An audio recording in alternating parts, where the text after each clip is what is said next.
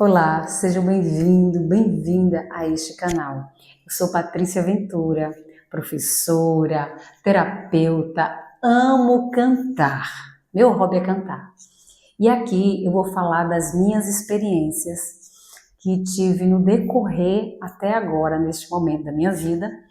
E eu sei que isso vai ajudar a pessoas que às vezes se sentem desafiadas e acreditam que de alguma maneira parece uma provação o que elas estão vivendo. E aí ficam desanimadas, tristes, muitas vezes cria uma depressão, né? E você não sabe como reagir, porque você nem sabe assim, tipo, o que é que eu posso fazer diante de tudo isso? E tudo isso depende muito das informações que você trouxe na sua vida. A infância é a base de tudo. E se na sua infância você não teve apoio emocional, se você não teve um ambiente que tivesse em todos os seus aspectos uma família que lhe apoiasse, uma família que lhe respeitasse como um ser íntegro que está ali aprendendo e que entendesse que você precisava ser respeitado, isso daria mais, né, condições da gente lidar com as pessoas e com nós mesmos. Então, a minha infância não foi assim tão fácil.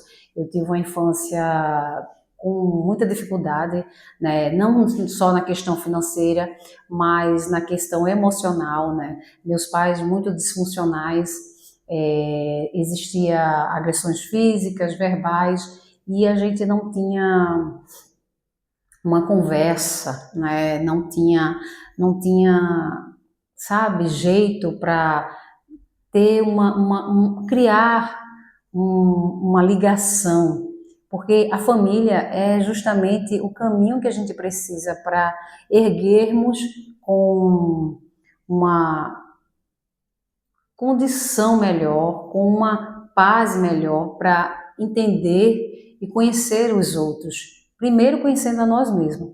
E quando nós não vivemos em um ambiente que dê a gente essas oportunidades, nos tornamos muitas vezes repetindo aquilo, né? Você repete o que você aprendeu como agressões e você vai ser um adulto que é agressivo, tem muita raiva, porque você leva essas informações ou você decide ficar quieto. Então, o medo, né, de levar outra situação que vai trazer para você uma consequência, você começa a se fechar. Então, você reprime quem você é. E aí vai criando dentro de você as sombras que você não consegue lidar. E a criança, ela recebe todas as informações sem filtro.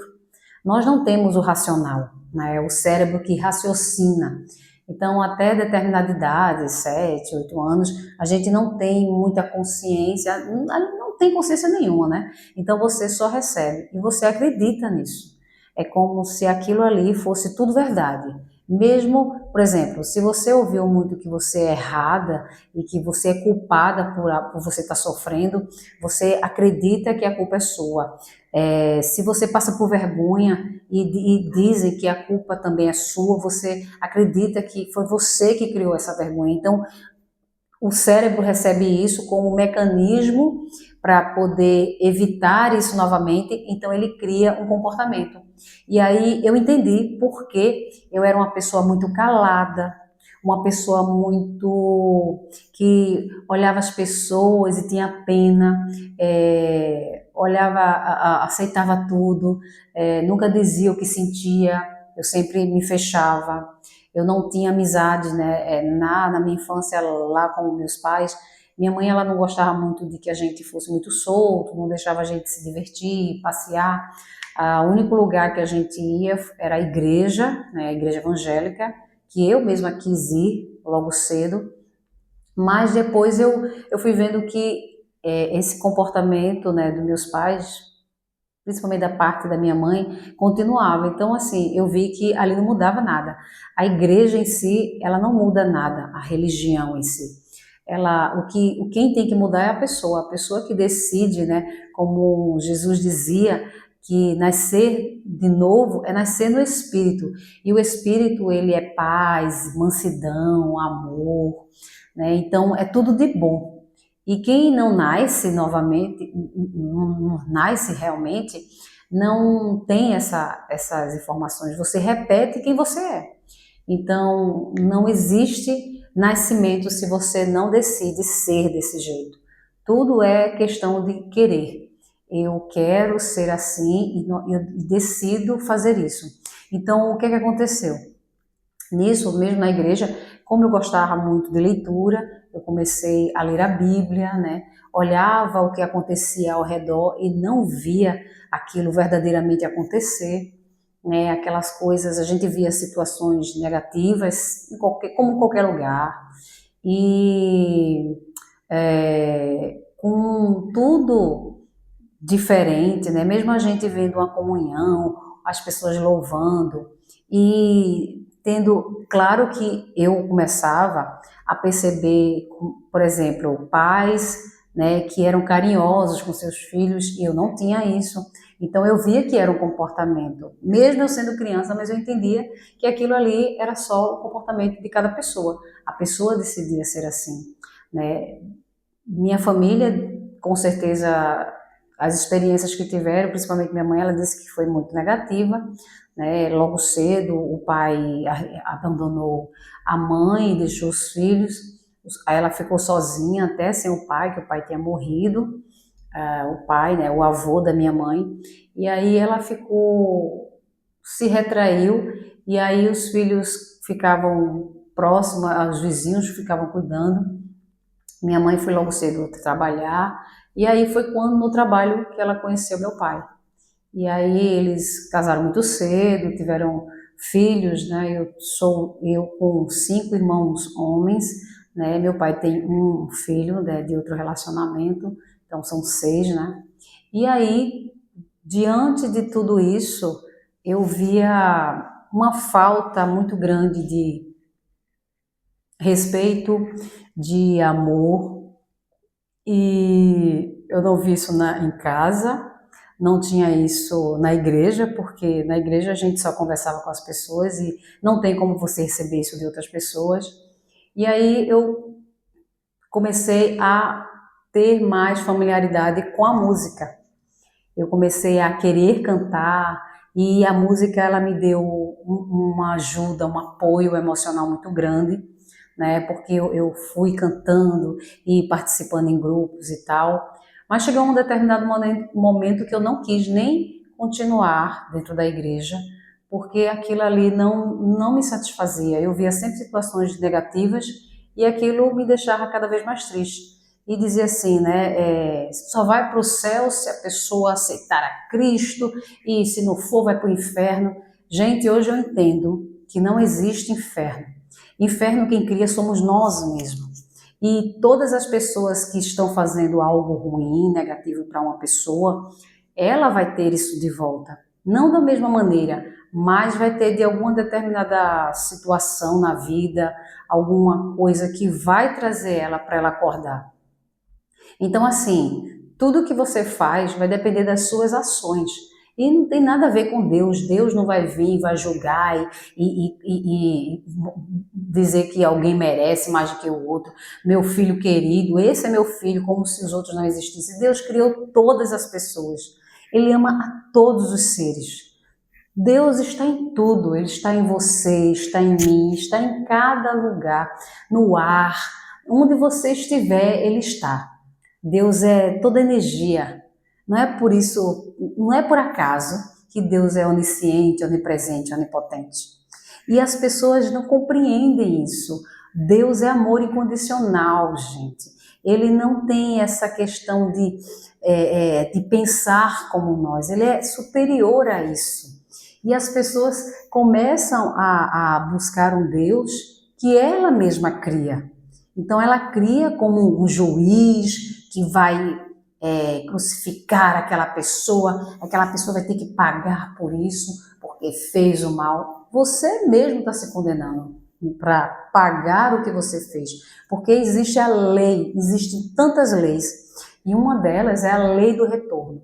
Tudo aquilo que você dá, você recebe. Assim mesmo é como plantar. Se você planta maçã, você vai colher maçã. Se você plantar limão, não tem como você colher banana, colher outra fruta, gente.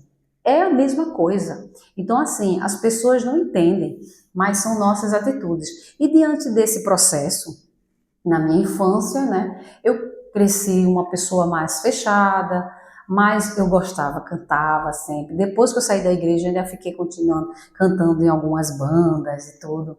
E casei logo, casei muito cedo. Gente, eu saí de uma família assim, né, problemática, com pais disfuncionais, e fui para fui morar com um marido que depois eu entendi porque ele se comportava de determinada maneira, porque ele era narcisista. E aí eu estava sendo manipulada também, porque era controlada como criança, né? E depois eu era controlada como mulher. Eu não entendia, achava que ele era por amor. Ah, não, é melhor você, ou você trabalha, ou eu, para nossos filhos serem cuidados por mim.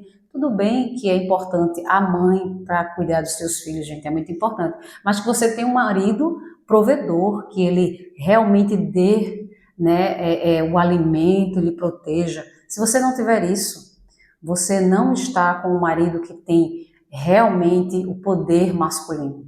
E aí, essa falta que eu já tinha na minha infância, né, na minha família, com meus pais, eu tinha agora com esse marido. Mas eu tive 2 filhos com ele, e depois, quando esses filhos já ficaram adolescentes, eu comecei a fazer a faculdade, fui para a faculdade de pedagogia e comecei a ver assuntos que me retratava ali, sabe? As crianças, como elas recebiam as informações dentro de um contexto familiar, como ela recebia a educação, como elas aprendiam. Então, eu comecei a me ver ali. E aí foi quando eu comecei a despertar e dizer, meu Deus, eu não quero viver assim pro resto da minha vida. E aí foi quando eu comecei a dizer, tá tudo errado, eu estou numa situação errada, eu não vou viver mais com uma pessoa desse jeito, porque eu sabia que aquela pessoa nunca iria mudar. E aí, e depois eu vi que aquilo ali era porque eu vim de uma informação negativa e você tende a buscar isso de novo. É como se você repetisse isso para mostrar a você que falta você, é para você provar, justificar o que você viveu, mesmo negativa. E aí, diante disso, eu tive 2 filhos e o mais velho, ele começou a mostrar comportamentos de transtornos, né, de se automutilar, e aí começou a ficar perturbado, e ele buscava a questão do álcool, e daqui a pouco ele ficou adicto. E aí, numa situação muito difícil, eu me separei, fiquei com os meus 2 filhos, e o pai chegou a dizer, ou ele ou eu. Eu já estava querendo me separar, é lógico que eu não iria de forma alguma deixar um adolescente, gente, precisando de um apoio emocional. E meus filhos sempre foram muito carinhosos, pessoas muito incríveis, têm uma consciência muito grande. E aí eu via que ele precisava de ajuda e eu me separei. Só que a situação foi piorando, né? Porque a adicção, que é o vício, né, de drogas, né, de ilícitas, e aí você tem que fazer alguma coisa. Então ele foi uma família, conseguimos colocar ele numa clínica, a família da parte do pai, né, da tia, e a gente colocou ele na clínica, mas o que a gente via lá eram pessoas que iam e voltavam o tempo todo, iam e voltavam o tempo todo. E aí a gente via meu filho o tempo todo se aperreando, e ele dizia que ia ficar melhor e não ficava, e ficava triste, se automutilava, fazia coisas absurdas. Ele tem transtorno de borderline, TDAH, tem a questão da adicção e também outro transtorno que é de se auto-machucar, sabe? E aí de se auto-agredir.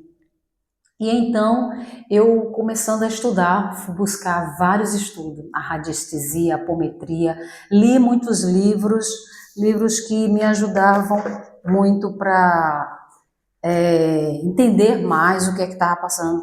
Esse livro, O Poder do Subconsciente, de Joseph Murphy, foi muito importante. Ele trouxe para mim uma consciência e entender que o subconsciente nosso, que é tudo que está no inconsciente, nós podemos mudar.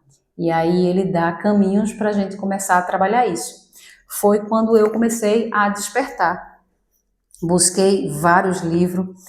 Um dos livros que ajudou também é esse John Gray, é um terapeuta, e ele fala como obter o que você quer e apreciar o que tem.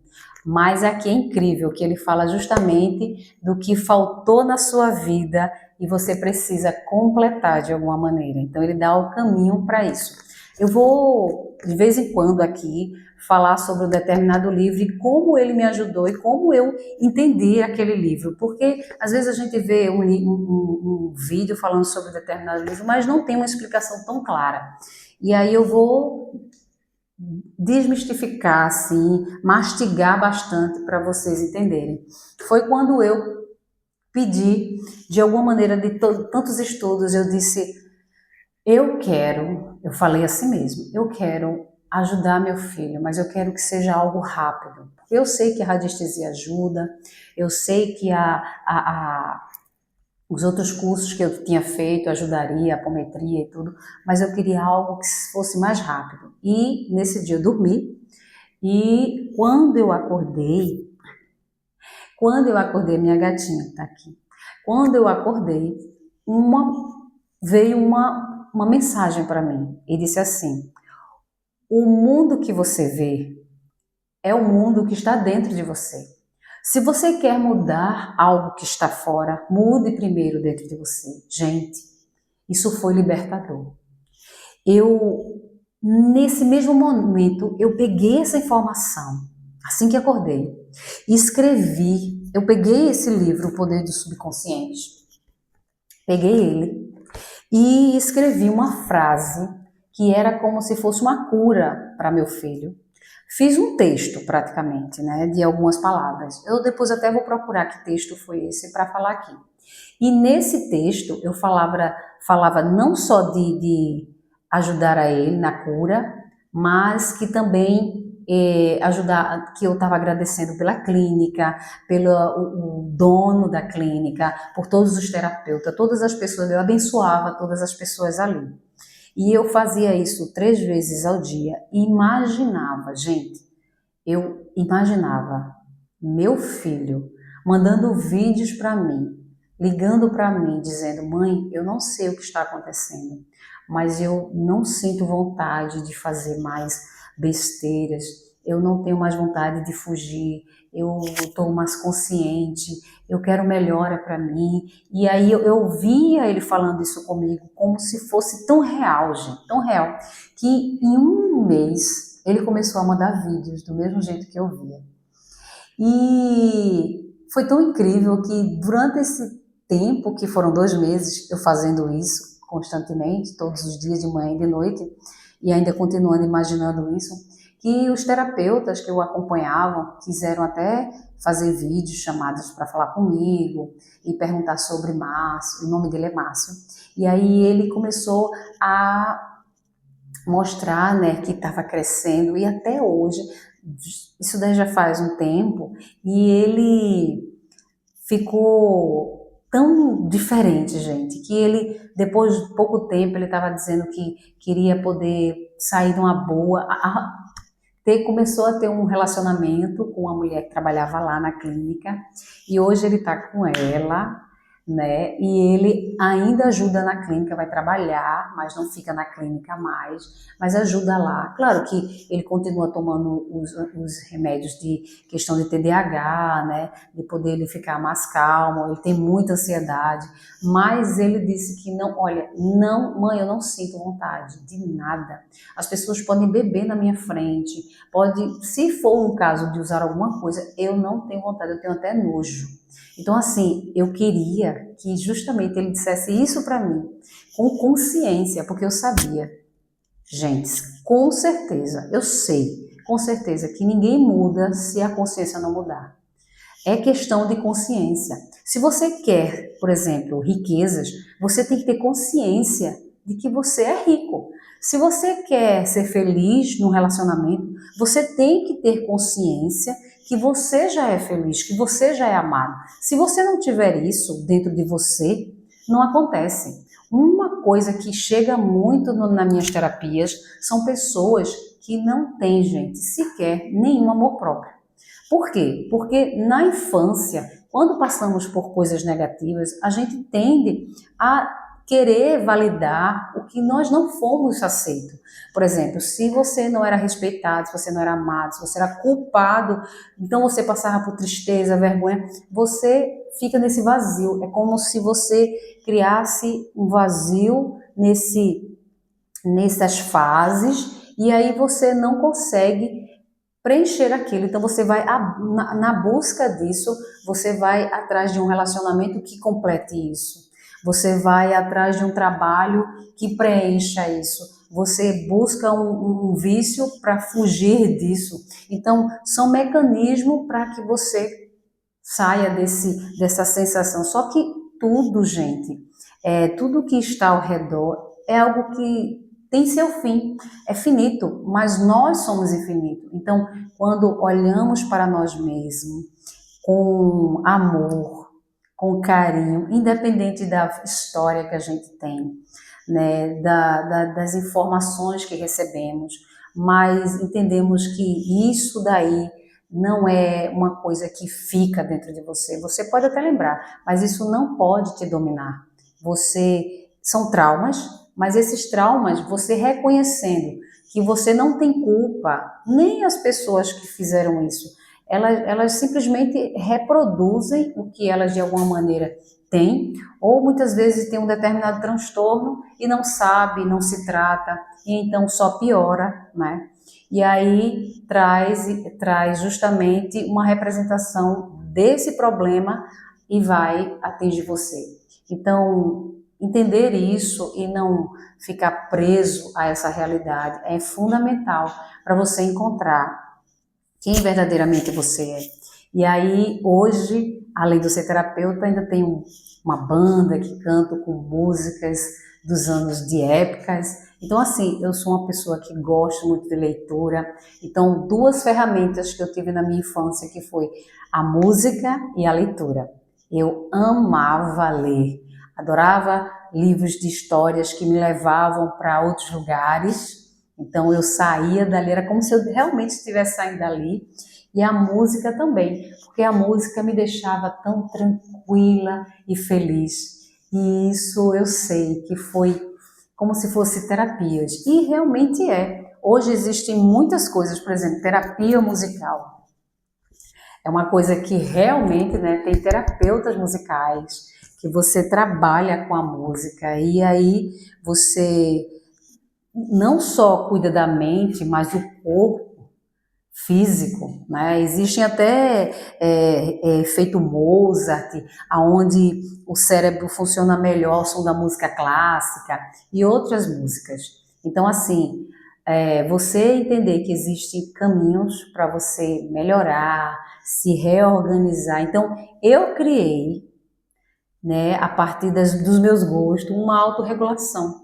Então a minha fuga eram coisas positivas, né? Quando você foge para fazer algo negativo, a um vício, por exemplo, uma compulsão alimentar ou uma compulsão de gastar para você ter mais alguma coisa, então isso é uma fuga ruim. Um vício de bebida ou de cigarro, alguma coisa assim, isso é negativo. Mas quando você coloca algo que vai te elevar, né, músicas, e eu só escutava músicas boas, músicas na época gospel, né, evangélica, e aí eu também ouvia muita música internacionais, e isso me ajudou bastante. Eu deixo aqui para vocês que a música, ela sempre vai te deixar para cima. Agora sim, se a música ela tiver informações negativas, por exemplo, você pode gostar de qualquer estilo, mas se ela tem no contexto falando sobre traição, sobre a questão de eu pego todas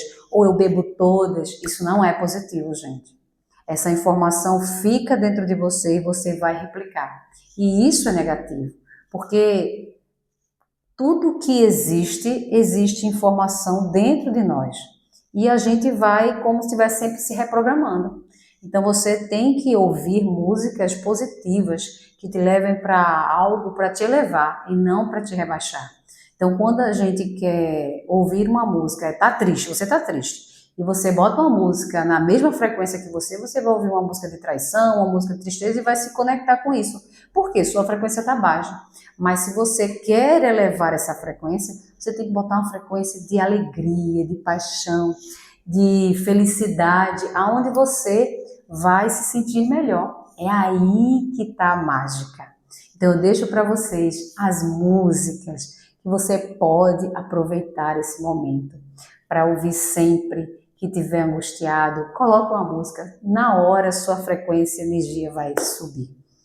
Então, estude mais, aprenda mais. Se você quiser ouvir um pouco da leitura de Joseph Murphy explicadinha, eu vou procurar o texto e vou falar sobre como eu fiz com meu filho, para ajudar as pessoas que estão numa situação muito parecida com a minha, e aí vai com certeza trazer algo positivo e quem sabe eu poder lhe ajudar. Espero que vocês gostem desse vídeo e qualquer coisa, dê um like e vamos nos juntar para saber cada vez mais como podemos nos ajudar.